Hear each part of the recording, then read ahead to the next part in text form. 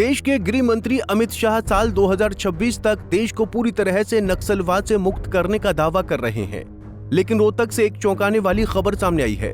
नक्सलियों के north regional bureau को मजबूत करने के मकसद से रोहतक जिले के लाखन माजरा में किराए पर रह रहे एक नक्सली को हिसार एसटीएफ और एनआईए की टीम ने गिरफ्तार किया है। माओवादी गतिविधियों में शामिल युवक को रोहतक के लाखन माजरा गांव से गिरफ्तार किया गया है, जिसके बाद एनआईए के हाथ बड़ी उपलब्धि हाथ लगी है। यही नहीं, इस पूरे ऑपरेशन में रोहतक पुलिस को भनक तक नहीं लगी।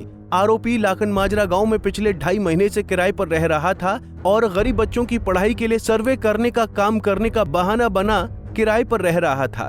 आरोपी प्रियांशु कश्यप छत्तीसगढ़ के बक्सर जिले के दरबा गांव का रहने वाला था और वो नक्सलियों के अर्बन नेटवर्क का हिस्सा था, जो नक्सलियों के नॉर्थ रीजनल ब्यूरो को मजबूत करने में लगा हुआ था। पिछले 2.5 महीने से प्रियांशु कश्यप अपने कुछ और साथियों के साथ लाखन माजरा में किराए के मकान में रह रहा था। एनआईए और एसटीएफ की संयुक्त टीम में रेड की और प्रियांशु कश्यप को हिरासत में लिया। 2 बंदे थे जिवे अपना मेरे न बुझे तय ने बोले हम तो सर्वे करनी है बच्चे। हाँ, फिर मखा भाई किस चीज की सर्वे करे है? बोले आंटी हम ये स्कूलों में बच्चे कितने पढ़े हैं, कितने पढ़ावे हैं, और इस फालतू जी मन ज्ञान नहीं है बूझन के। मखा भाई ठीक है, जो न बता दीजिए ठीक है। फिर वे तला एक दिन पानी भरन गए। मखा भाई कित के हो? एक तो बिहारी था जी, वो नहीं बोला मैं तो आंटी जींद का दिल्ली का हूँ। जो एक लोकल था वो नहीं बोला आंटी मैं बोला जींद का। मैं बोली मखा भाई तमाड़े के करना आए? बोला आंटी मारा यो सर्वे का काम है। बोला मारा रोहतक एरिया में आ रहा है यो एरिया बोला अड़ी सीखा। मखा भाई ठीक से। फिर मखा रह लो, फिर वे रहने लगे जी। 2-2.5 महीने रहे। कितने आदमी थे टोटल? और भी कोई आया करता है? हाँ जी, वे कई दिन तो रहे दोनों एक ले। फिर वो उनमें एक चला गया जो जींद का बताओ था, और जो वो दिल्ली का था ना वो कई दिन रहा। वो तो बोले के व्रत ने बतावे है जी, हम तो सांझ ने 6 बजे ही गेट बंद कर लिया करा खा पी कर।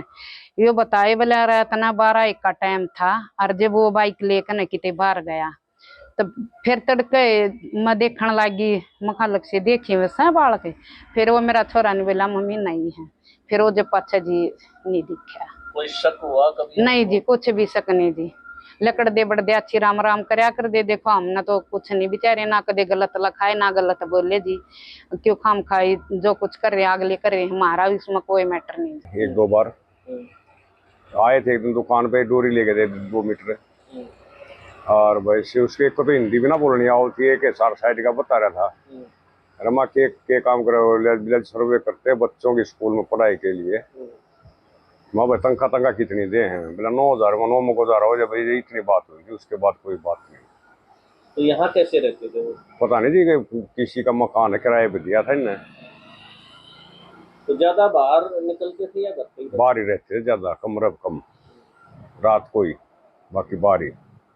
कभी कुछ देखा उस संदिग्ध के पास? ना, ऐसा कुछ नहीं देखा, शराब से रह रहे थे वैसे। वहीं दूसरी ओर पड़ोस में रहने वाली पूजा और सतीश ने बताया कि प्रियांशु कश्यप ज्यादा बात नहीं करता था क्योंकि उसकी भाषा समझ नहीं आती थी, लेकिन जब भी उससे पूछा गया तो प्रियांशु ने यही बताया कि गरीब बच्चों की पढ़ाई के लिए वो एक एनजीओ में काम करता है।